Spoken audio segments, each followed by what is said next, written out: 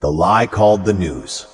America has baptized itself into a theater of whispers, an empire of staged emotions and manufactured outrage, where the nation tunes in daily for their fix.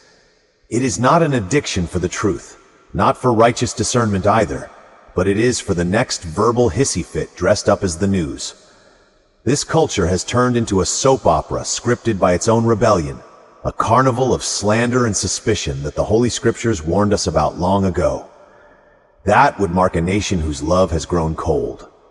The so-called news media has become the nation's pulpit, and its doctrine is primarily gossip. Its sacrament is unfounded accusations. Its liturgy is outrageous. For the people who are hungry for anything other than righteousness, devour this slop without shame. The prophets of the Almighty saw this day like men staring into a future choked with the smoke of its own self-inflicted fire. Yeshaya wrote plainly that the truth would stumble in the streets and uprightness would not enter. Isaiah chapter 59 verse 14. Jeremiah said that every neighbor walks in slander and every friend spreads lies. Jeremiah chapter 9 verses 4 through 6. Shaul declared that the last days of mankind's rebellious misrule would be filled with people who are false accusers, without self-control, despisers of what is righteous. 2 Timothy chapter 3 verses 1 through 3. Now here we are living proof that prophecy is not an echo, but a blade cutting through the world's modern veneer. The media of this world does not pursue righteousness. It aggressively and shamelessly pursues a reaction.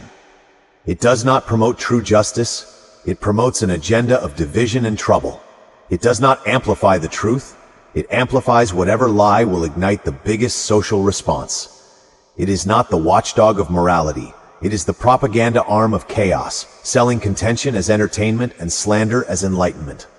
This nation has traded discipline for drama, discernment for division, and the truth for talking points. Because the people are spiritually blind, yet they're convinced that they can see, joyously volunteer as cast members in every drama that unfolds.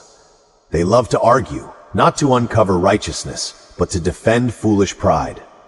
They repeat accusations over and over, not to establish the truth, but to indulge in the twisted thrill of tearing someone else down. These fools embrace every type of hatred they can find, because hatred requires no discipline, it requires no humility, and it requires no submission to the laws of Yahweh Almighty. Hatred always gives them something to say about every little thing. This feeds the evil side of their character, because wisdom requires them to be silent, and heaven forbid that they learn to keep their big mouths shut. This is why Mishlel warns us that a fool has no delight in understanding, but only in revealing their own opinion. Proverbs chapter 18 verse 2. That verse is not an ancient proverb. It's a corporate slogan for the modern-day idiot that subscribes to today's media. When listening to these people, you come to understand that the conversation of this nation is not a dialogue. It's a calculated duel to see who has the dumbest idea for today. It's not a pursuit of true justice, it's a performance of their egos. It's not a search for the truth, it's a scavenger hunt for the next heartless insult. Every headline is crafted to provoke a response, and not to inform. Every segment is designed to divide the people, not to unify them. Every political commentary is only a more polished version of the gossip. Yahweh Almighty condemned when he said, "You shall not go about as a talebearer among your people." Leviticus chapter 19 verse 16. This nation treats that command as optional, yet pretends to wonder why its social fabric is disintegrating, even as we speak at this very moment. This culture has turned its fascination with accusations into currency. Shaul warned that those who live this way are whisperers, backbiters, haters of the Almighty. Romans chapter 1 verses 29 and 30. Not haters of Yahweh merely through their rejection of his commandments, but they hate him through their replacement of him. They have substituted his standard of righteousness for their own carnal speculations. They replaced his courtroom rulings with their comment sections. They exchanged his righteous judgments with their sound bites. The result is a population drowning in the sewage of political theater, mistaking that noise for substance and that confusion for authority. Yet, Yahweh has already issued his verdict regarding the whole matter. By your words you will be justified, and by your words you will be condemned. Matthew chapter 12, verse 37. He did not say by your political party. He didn't say by your opinions, your media consumption, your most liked commentator, or even your ideological crusades. He said by your words you will be judged by every careless accusation you make, by every baseless claim you assert, by every word of slander you passed along to other people like bread at the table of fools, by every argument launched only to inflame your ego and not to illuminate the truth of salvation. This nation boasts about its freedom of speech. But what benefit is your so-called freedom when the tongue becomes a weapon for unrighteousness? Jacob wrote that the tongue sets the entire course of life on fire, and is itself set on fire by Gehenna. James chapter 3, verse 6.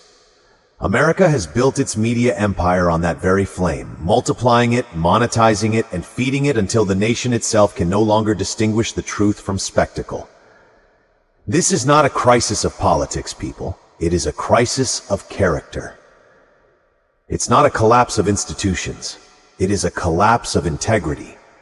The people do not seek the truth because the truth demands the repentance of every lie told. The truth exposes the intent of the heart. The truth reveals the idols you worship. So instead, they chase narratives and soothing fictions that allow them to remain unchanged. They turn to influencers rather than the prophets of the Most High, to pundits rather than the messengers of righteousness, to carnally devised information rather than holy revelation. The Almighty has already spoken. Let every man be swift to hear, slow to speak, slow to wrath. James chapter 1, verse 19. Yet this generation has inverted that order with corporate precision, swift to speak, quicker to wrath, and slow to hear anything that does not flatter their idiotic bias. That is why the truth has no seat at the national table. It's too quiet, it's too steady, it is too anchored in righteousness to be entertaining. This soap opera culture is not accidental. It is judgment. It is the evidence that this nation has rejected the fear of Yahweh, and in doing so has been handed over to the tyranny of its own tongue.